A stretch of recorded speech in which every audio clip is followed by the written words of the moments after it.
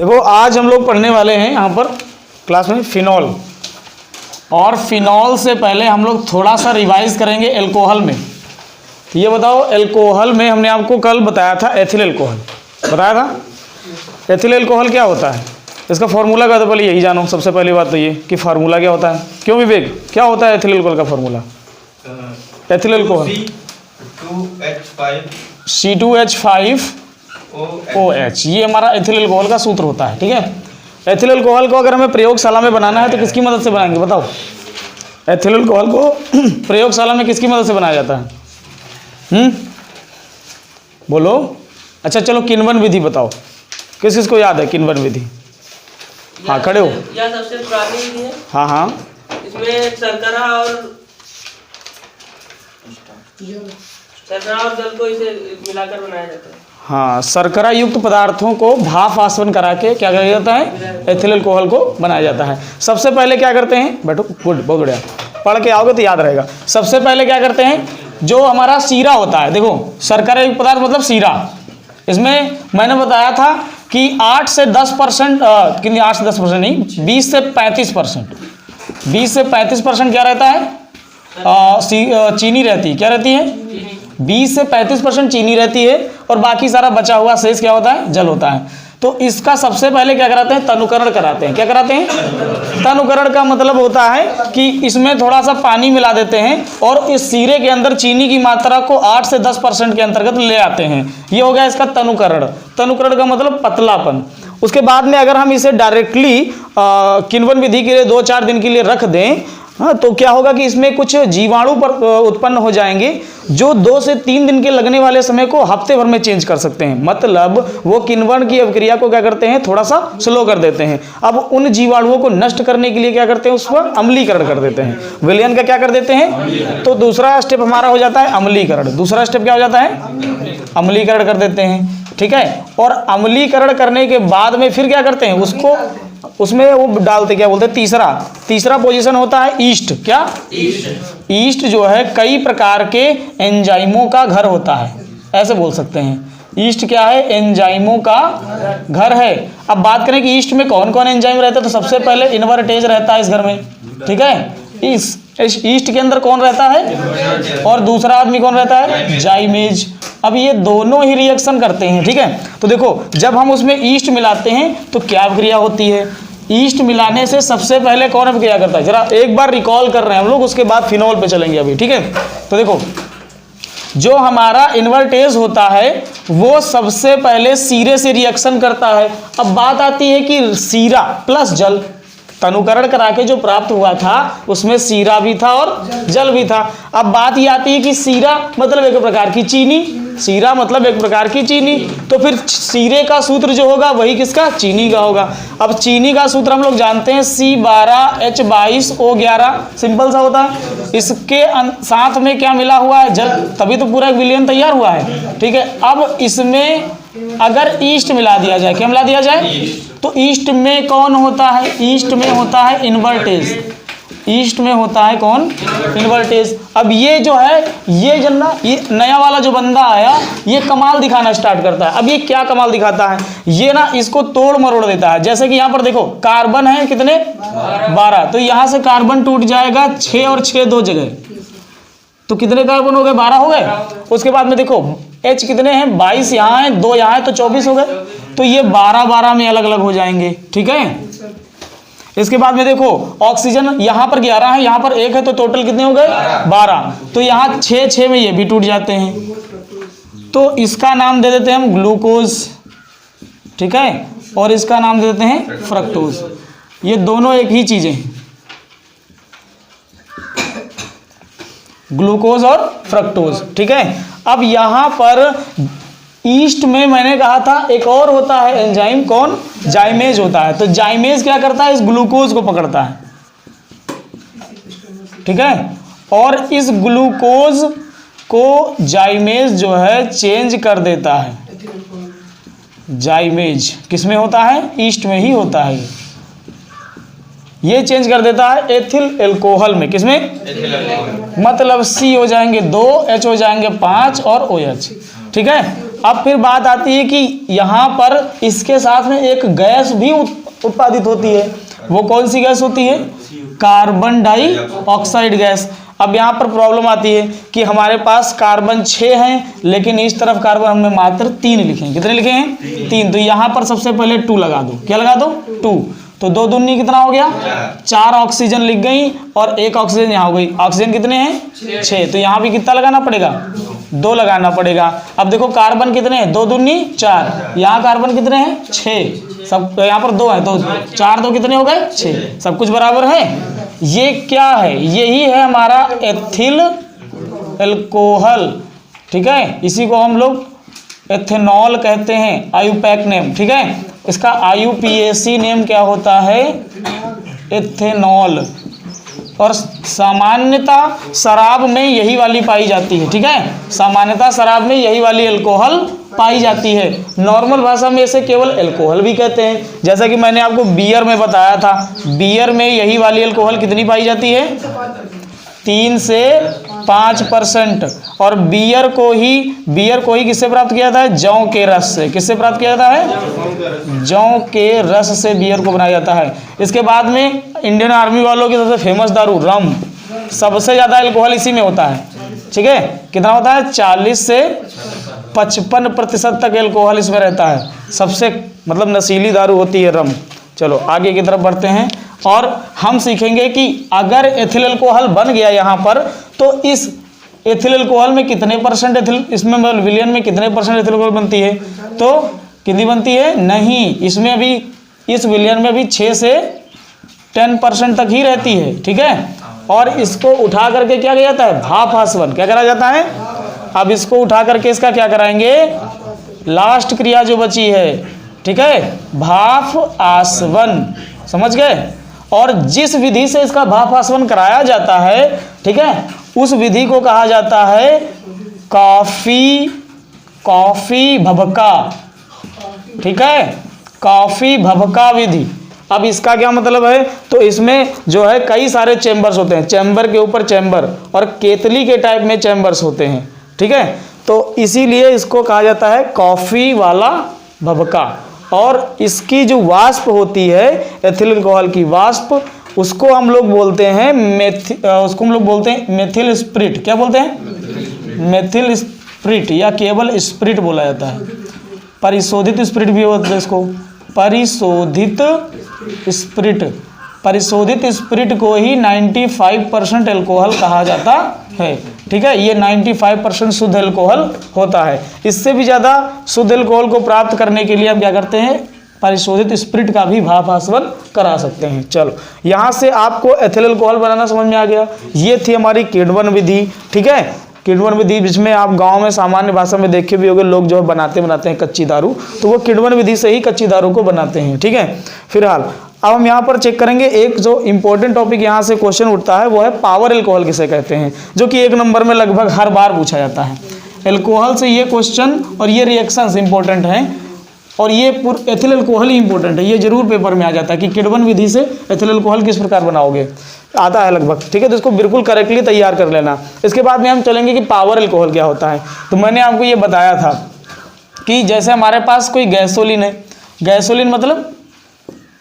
Gasoline मतलब होता है पेट्रोल। पेट्रोल को ही एक सामान्य भाषा में गैसोलीन कहा जाता है।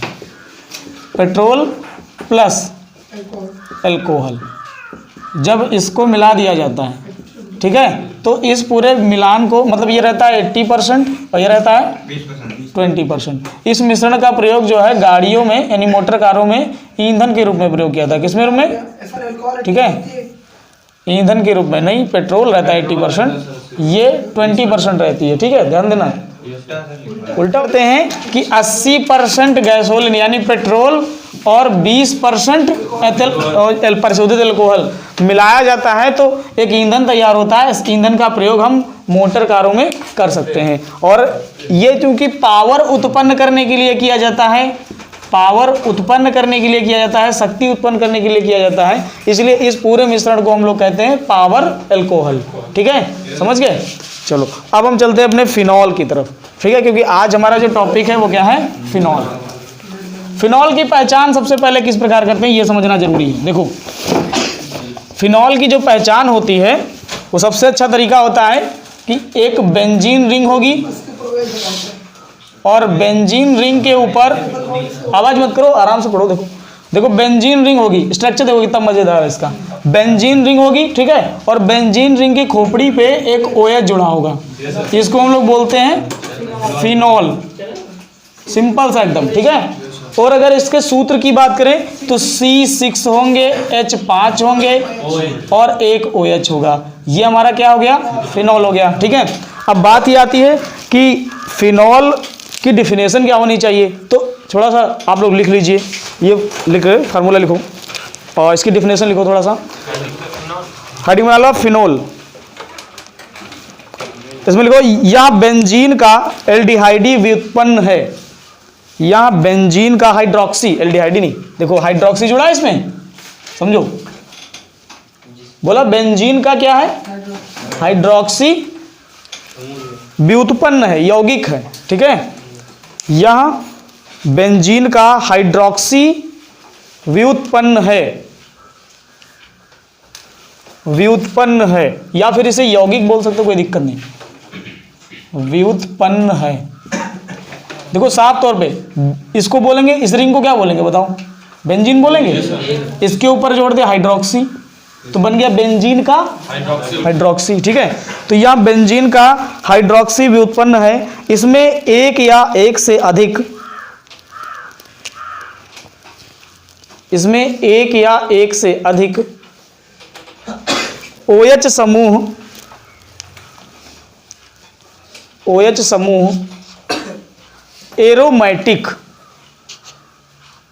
एरोमेटिक वलय से, एरोमेटिक वलय से जुड़े होते हैं, एरोमेटिक वलय से जुड़े होते हैं, वलय माने रिंग, ठीक है, रिंग से क्या होते हैं, सीधे तौर पर जुड़े होते हैं। इसके बाद में ये दोनों ही एग्जाम्पल लिख लो, इसको या करके लिख लेना, ठीक है, फिनॉल इस तरीके से या करके फटाक से लिख लो। और फिर चलेंगे हम लोग फिनॉल बनाने की प्रयोगशाला विधि पर, ठीक है, फिनॉल बनाने की प्रयोगशाला विधि, ये नोट कर लिया, चलो मिटा देते हैं। अब हेडिंग बना लेना है आपको एक, फिनॉल बनाने की प्रयोगशाला विधि।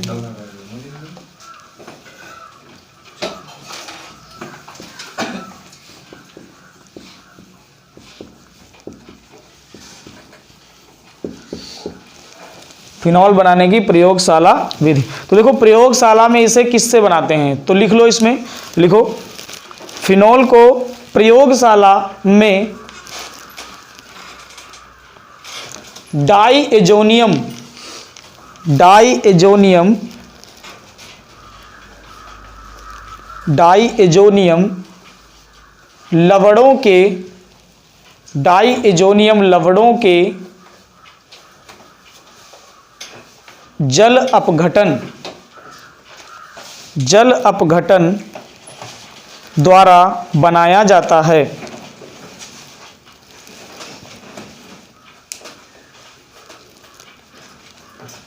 जैसे जैसे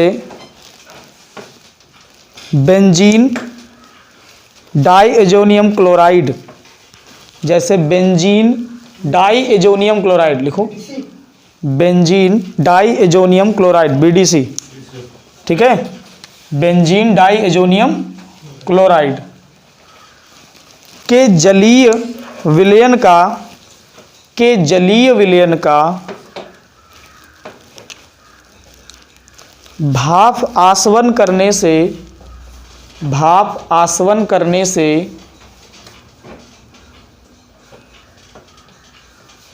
फिनॉल प्राप्त होता है, फिनॉल प्राप्त होता है, फिनॉल प्राप्त होता है। अब ये जो BDC है ये आपके लिए नया नहीं है, ये पहले से आप पढ़ चुके हो, है कि नहीं।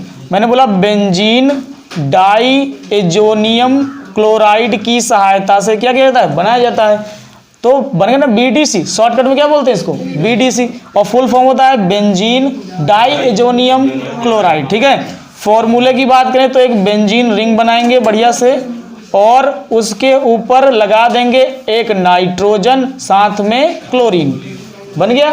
इसको बोलेंगे बीडीसी। इसका क्या नाम है? बीडीसी। अभी इलेक्शन आने वाले हैं, ठीक है। तो ये हो गया हमारा बेंजीन डाइएजोनियम क्लोराइड। क्या हो गया? हेलो एल्केन तथा हेलो एरीन में हमने इसका निर्माण भी सीखा था, ठीक है। तो फिर बता रहे हैं, हमने कहा था कि बीडीसी इंपॉर्टेंट है, देखो यहाँ यूज हो गया। तो जो कहते हैं इंपॉर्टेंट है उसको थोड़ा अच्छे से पढ़ लिया करो, ठीक है। तो इसको ध्यान से पढ़ लेना। इसका कराया क्या जाता है? जल अपघटन या भाप आसवन। क्या कराया जाता है? भाप तो हमारा एक प्रकार से वाष्प मतलब जल ही होती है, ठीक है। तो भाप आसवन जब कराएंगे, यहां पर हम भाप को थोड़ा ऐसे लिख लेते हैं, H+OH-। इसमें 2 प्रकार के आयन होते हैं, H+ अलग होता है, OH- अलग होता है। दोनों जुड़ जाते हैं। क्या हुआ यहां पर? N2+Cl-।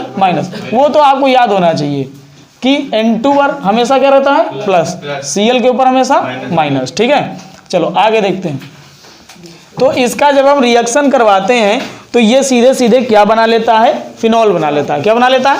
अब देखो फिनॉल कैसे बनता है समझना जरा। मैंने इसको यहाँ अलग अलग कर दिया है, तो इसका मतलब ये है कि ये वाला जो हाइड्रोजन है, ये वाला हाइड्रोजन, ये हाइड्रोजन जा करके इस Cl से दोस्ती कर लेता है, ठीक है। क्या कर लेता है? फ्रेंडशिप कर लेगा इसके साथ में। तो क्या बनेगा? देखो बन जाएगा हमारा HCl, ठीक है।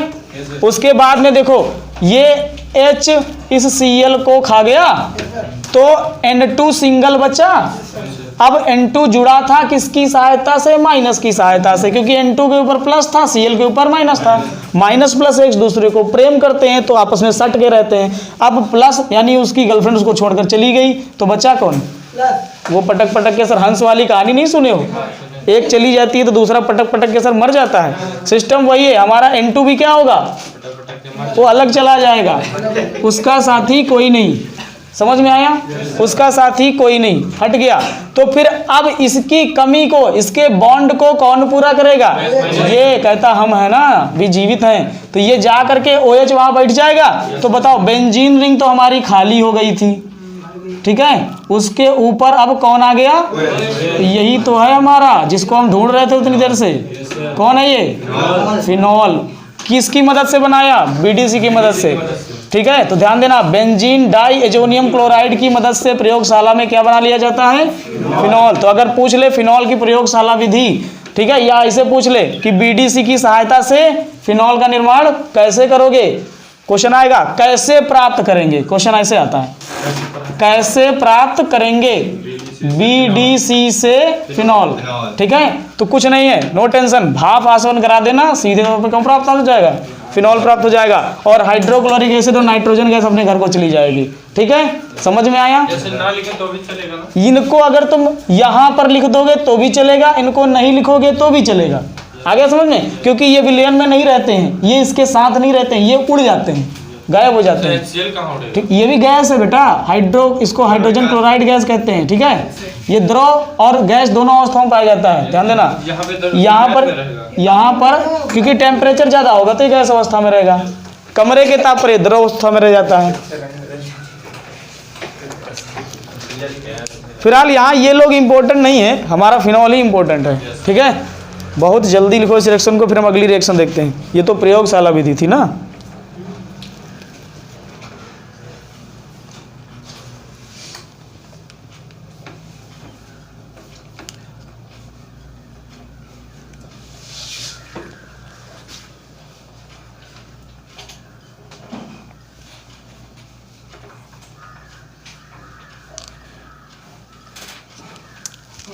नेक्स्ट चलेंगे हम लोग अगले टॉपिक पर, और नेक्स्ट हेडिंग बना लेनी है सल्फोनिक अम्लों से फिनॉल। सल्फोनिक अम्लों से फिनॉल। अब ये सल्फोनिक अम्लों से फिनॉल कैसे प्राप्त करते हैं? तो यहाँ पर हम लोग सल्फोनिक अम्लों में इसी की श्रेणी का एक सदस्य लेने वाले हैं। सल्फोनिक अम्लों से सोडियम, लिखो sodium sodium benzene sulphonate, sodium benzene sulphonate, sodium benzene sulphonate, theory नहीं था। सोडियम बेंजीन सल्फोनेट लिखा। की अभिक्रिया सोडियम हाइड्रोक्साइड के दो अणुओं से कराने पर, सोडियम हाइड्रोक्साइड के दो अणुओं से कराने पर सोडियम फिनॉक्साइड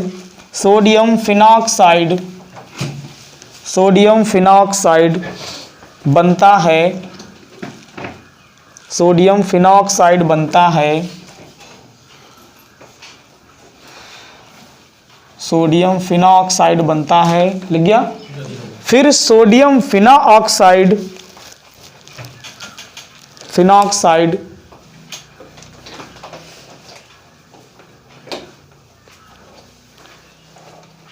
को तनु HCl के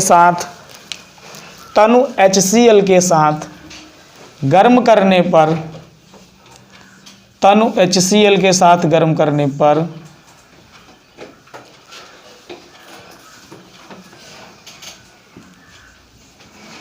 फिनॉल प्राप्त होता है, फिनॉल प्राप्त होता है।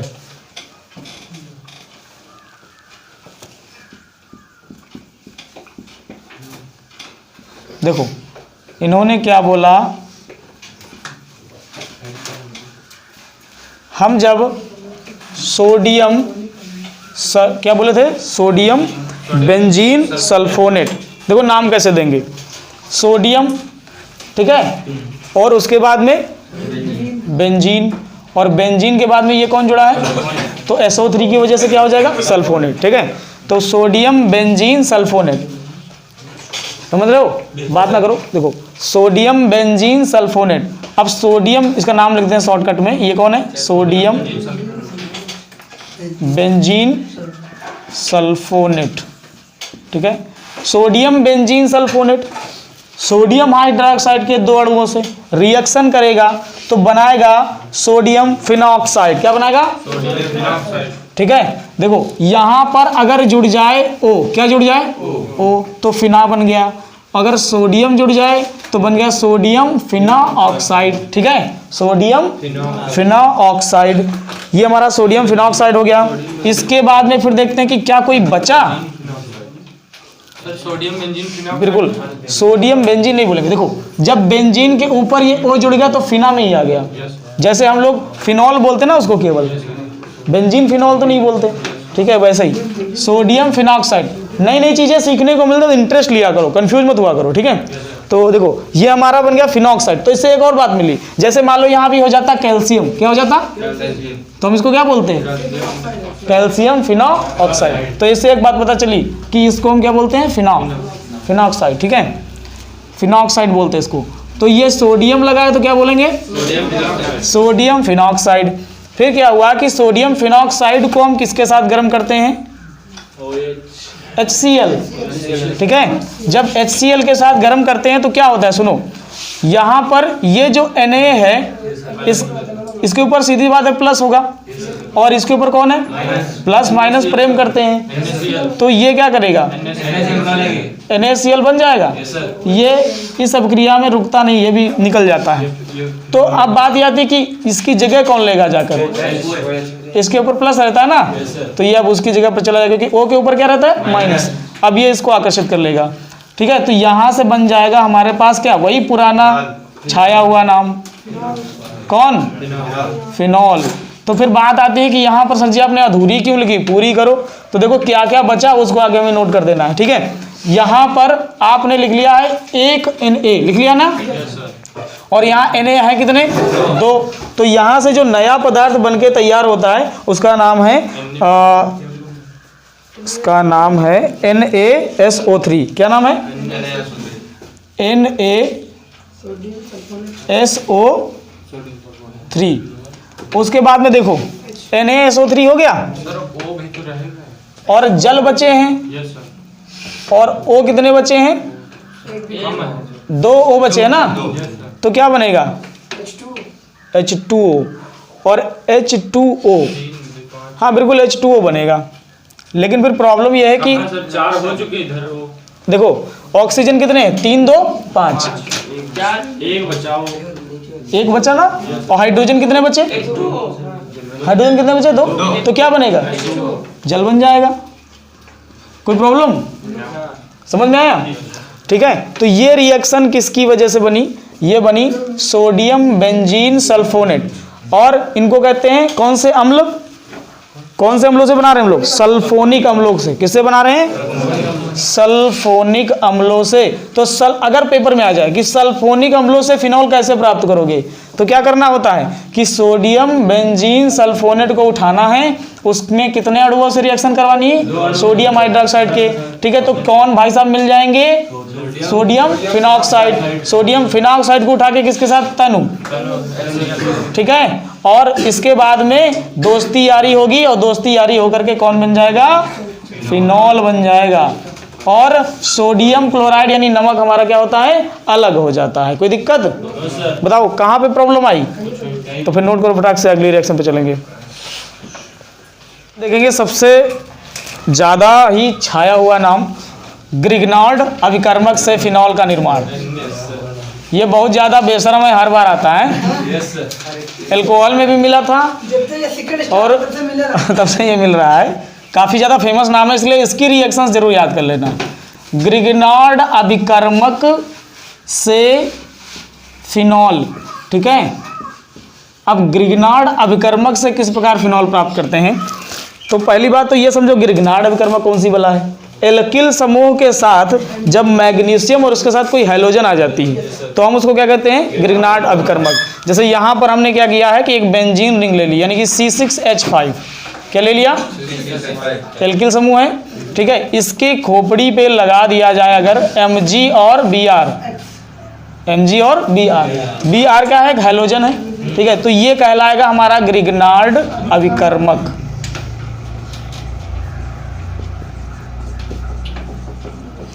अब इस ग्रिग्नार्ड अभिकर्मक के साथ में हमको रिएक्शन करानी है एक, केवल और एक ऑक्सीजन की। कितने ऑक्सीजन की?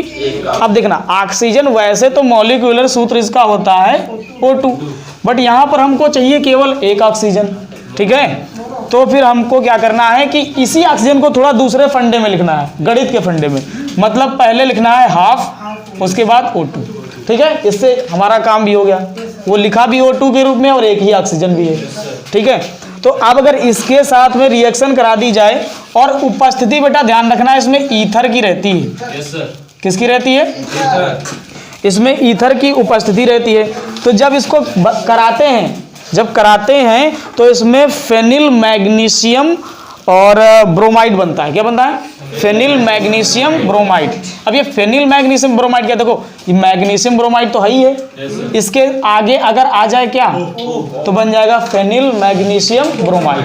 ठीक है, अब ये जो O1 है ये कहाँ जाता है? यहीं ऊपर आ जाता है, क्योंकि ये एक ही है, दो नहीं है। ठीक है, तो यहाँ से हमारे पास निर्मित हो जाता है क्या? Phenyl magnesium bromide, OMgBr। ये हो गया फेनिल, नाम लिख लो इसका, या इंग्लिश में फिनाइल बोलते हैं। ठीक है, फेनिल मैग्नीशियम, लिखते रहना साथ में, ब्रोमाइड, फेनिल मैग्नीशियम ब्रोमाइड। अब ये जो फेनिल मैग्नीशियम ब्रोमाइड बनता है, इसका हम क्या करते हैं? जल अपघटन करा देते हैं। क्या करा देते हैं? जल अपघटन। अब ये जल अपघटन किसके साथ रिएक्शन होगी?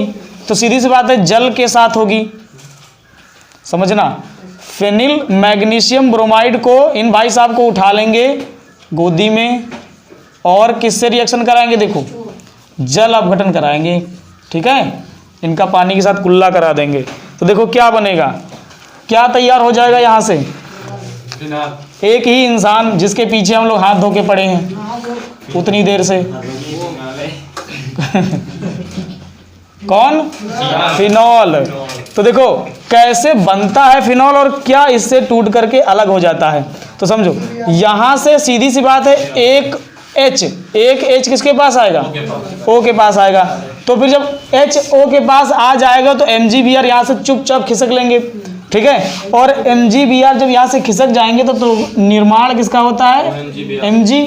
और उसके बाद में यहाँ एक OH बच गया था, ठीक है, क्योंकि H ही तो यहाँ से खिसका है, ऐसे लिख देते हैं, ठीक है। MgBr हटा दे, जैसे O जोड़ दे उधर, और एक H जोड़ दे, H गैस उधर निकाल। देखो ये वाला H किसके पास चला जाएगा, O के पास, तो वहाँ क्या बन जाएगा, फिनॉल बन जाएगा। यहाँ से MgBr वहाँ से खिसक आया, ठीक है, तो यहाँ बन गया Mg और यहाँ बन गया OH और ये कौन था, Br। नाम क्या दोगे इसका बताओ, नाम अपने आप बनाओ, इसका क्या बनाओगे बताओ, क्या लिखेंगे,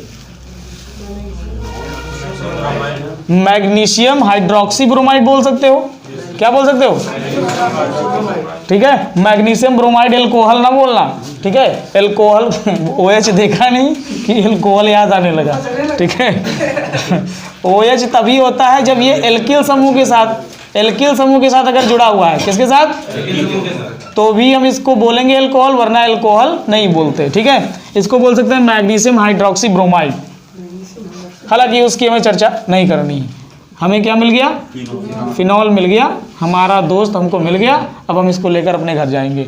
तो फिर से समझो, ग्रिग्नार्ड अभिकर्मक से फिनॉल का निर्माण कैसे करते हैं। सबसे पहले ग्रिग्नार्ड अभिकर्मक भाई साहब को हाफ O2 के साथ रिएक्शन कराते हैं, किसके साथ, हाफ O2 के साथ, कीथर की किसकी उपस्थिति में, ईथर की उपस्थिति, कीथर की उपस्थिति नहीं रहती है, ईथर की उपस्थिति रहती है, ठीक है।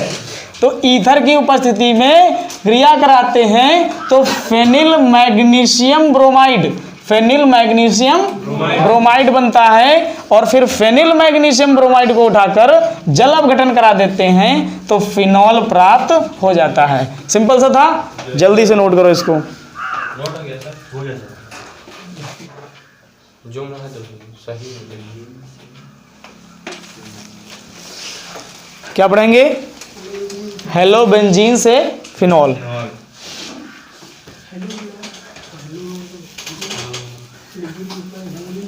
चलो किसी हेलोबेंजीन का नाम बताओ, जैसे सबसे फेमस वाला क्लोरोबेंजीन। कौन सा, क्लोरोबेंजीन। अगर हेलो एल्केन नहीं पढ़ा है ध्यान से तो पहले जाके हेलो एल्केन पढ़ो, क्लोरोबेंजीन, ठीक है। ये क्लोरोबेंजीन हो गया। क्लोरोबेंजीन का जो है हम लोग करवाते हैं NaOH के साथ रिएक्शन, किसके साथ कराएंगे, सोडियम हाइड्रोक्साइड के साथ, किसके साथ, सोडियम हाइड्रोक्साइड के साथ रिएक्शन कराएंगे, वो भी उच्च दाब पर और उच्च ताप पर, ठीक है। पहले ही बता दिया, चलो ठीक है। यहाँ पर होगा उच्च दाब, क्या होगा, उच्च दाब, और ध्यान रखना 320 डिग्री सेल्सियस का ताप, ठीक है। तो ये वाला Na किससे रिएक्शन करेगा, Cl से, तो क्या बनाएगा, NaCl, और फिर वो बन जाएगा कौन, फिनॉल। NaCl तो मतलब कहीं दिख जाए बस रिएक्शन में, याद हो गया है, ठीक है। तो ये फिनॉल का निर्माण हो गया। इतनी सारी रिएक्शंस हमने आज सीखी फिनॉल को बनाने की। कल हम सीखेंगे फिनॉल का रासायनिक गुण इसके, ठीक है। तो पहले भौतिक गुण एक लिख लो इसका, छोटा सा एक ही भौतिक गुण लिख लो बस, भौतिक गुण कभी पूछे भी नहीं जाते इसलिए इसका एक ही भौतिक गुण लिख लो।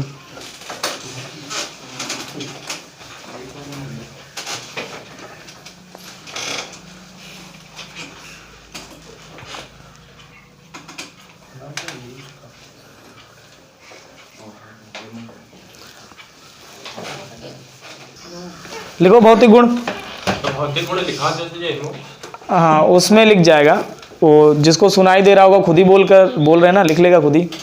तो ऑफ है, ऑफ है अभी भी, वीडियो ऑफ कर दियो। अरे चल रहा है गुरु, ज्यादा पास ना है। अरे तो हमको कट कर देते हैं ना, इसमें कोई दिक्कत नहीं। हाँ छोटे छोटे पार्ट में से ये होता है कि काटने में आसानी रहती है। जैसे बड़ा पार्ट होता है तो क्या होता है कि बीच बीच से कट करना पड़ता है। ये चीज़ रहती है। जैसे मतलब ये वीडियो की स्टार्टिंग है, अब एक तरफ से काट देंगे पूरा जो भी बातें हैं। चलो अच्छा, अब इसमें लिख लो भौतिक गुण, इसका लिख लो एक, सिर्फ एक ही भौतिक गुण लिखना, ज़्यादा नहीं लिखना। देखो यहाँ रंगहीन, यहाँ रंगहीन व विशिष्ट गंध वाला ठोस पदार्थ है। रंगहीन व विशिष्ट गंध वाला ठोस पदार्थ है।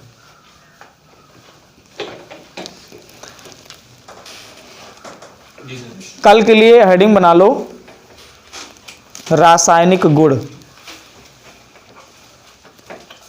रासायनिक गुण, और रासायनिक गुण आपको ढूंढ कर लाने हैं।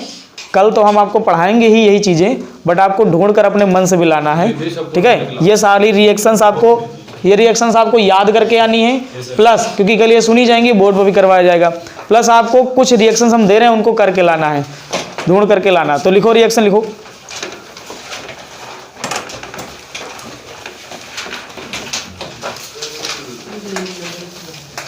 फिनॉल की NaOH के साथ अभिक्रिया, फिनॉल की NaOH के साथ अभिक्रिया, फिनॉल की NaOH के साथ अभिक्रिया। दूसरा लिखना है फिनॉल की धातुओं से अभिक्रिया, फिनॉल की धातुओं से अभिक्रिया। ब्रैकेट में सोडियम लिख लेना, सोडियम से। किससे करा कर लाना है? सोडियम से। दूसरे लो फिनॉल की ग्रिग्नार्ड अभिकर्मक से अभिक्रिया, फिनॉल की ग्रिग्नार्ड अभिकर्मक से अभिक्रिया। बस ये तीन आपको लिख के लानी, ढूंढ करके, अगर मिल जाए तो याद कर लेना, ठीक। चलो अब निकाल लीजिए फिजिक्स, फिजिक्स निकालो।